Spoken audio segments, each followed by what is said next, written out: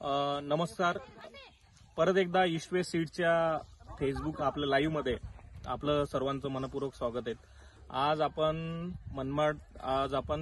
मार्कंड साहेबांच्या शेतामध्ये आलोय.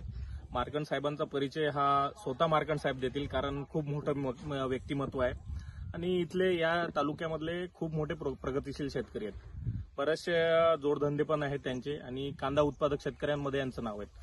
तर आज आपण आपला ईस्ट वेस्ट सीड्सचा जो कांदा आहे, हायब्रिड कांदा, त्या कांद्याच्या वाणाच्या आपला प्लॉट व्हिजिटला, फील्ड व्हिजिटला आपण इथं आलेलो आहेत आणि त्यांनाच विचारूयात, त्यांना तुमचं नाव आणि तुमचा थोडक्यात परिचय द्या आणि कांदा शेती किती वर्षापासून करतायत, तर थोडक्यात आपण ते माहिती द्या.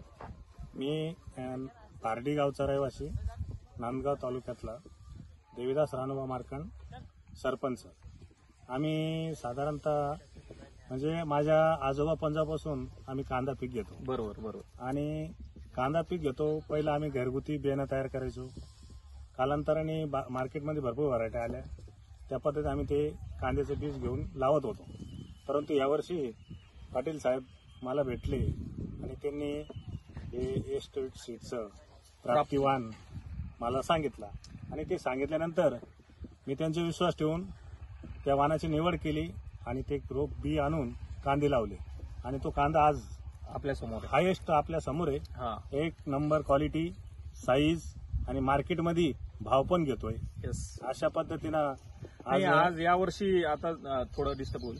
यावर्षी अतिवृष्टी पण झाली आहे, खूप पाऊस झाला सुद्धा आणि आजूबाजूच्या शेतकऱ्यांना पण खूप कांद्याचे शेतकरी आहेत बरं का, त्यांचा अनुभव काय आहे, त्यांची परिस्थिती कशी आहे कांद्याची? आता यावर्षी खरोखर म्हणजे पूर्ण महाराष्ट्रात अतिवृष्टी होती आणि आमचे जे तालुके आहे पावसाळी कांदे लावणारे, तर जवळजवळ आमच्याकडे कांदा पीक आहे, जे प्रमुख पीक आहे आणि सगळे लोक कांदे लावतात. परंतु माझ्या बांध परिसरामध्ये कांद्याची जवळजवळ 70-80% नुकसान झाले. लोकांच्या हाताला कांदा लागलाच नाही आणि माझ्याबरोबर जी लागवड होती ती तर जवळजवळ फेलच गेली.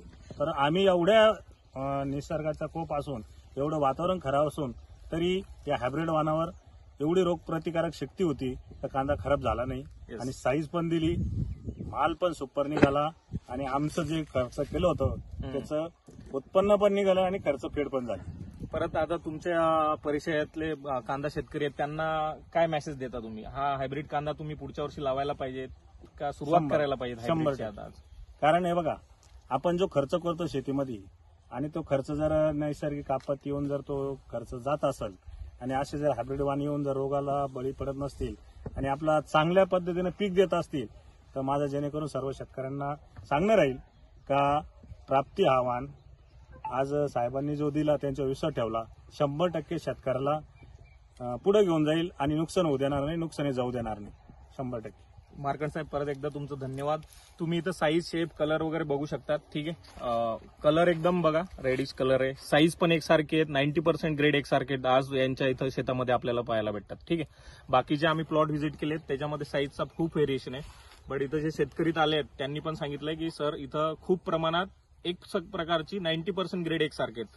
तर मी परत एकदा मार्कंड साहेब तुमचं धन्यवाद की ईस्ट वेस्ट सीड्सवर तुम्ही विश्वास ठेवलात. हायब्रिड कांदा तुम्ही यावर्षी लावलाय. यावर्षी त्यांनी 12.5 किलो घेतला होता बरं का, फार्मरसाठी सांगायचं. पुढच्या वर्षी 100% ते जास्तच घेतील आणि बाकीचे परिचयातले जे लाल कांदा शेतकरी उत्पादक आहेत त्यांनी परत हा हायब्रिड कांदा लावावा आणि हे आपत्तीजनक जे आपलं ऍटमॉस्फेरिक चेंजेस होत आहेत त्यासाठी या कांद्याची निवड करावी आणि चांगले पैसे बनवावेत. धन्यवाद मार्कंड सर. नमस्कार.